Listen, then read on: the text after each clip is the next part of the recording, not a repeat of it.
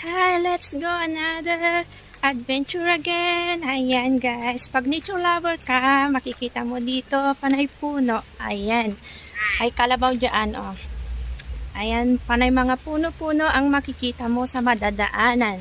Ayan, ganito kaganda sa probinsya guys.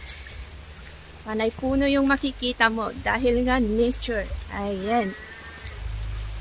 Sa kabilaan, left and right ko, panay mga puno yan. Yung mga nasa likod ko at nasa harap ko, mga puno din yan. Ayan, let's go for another trip, another adventure for today. Dahil gagala ang Ati Explorer ninyo. Ayan.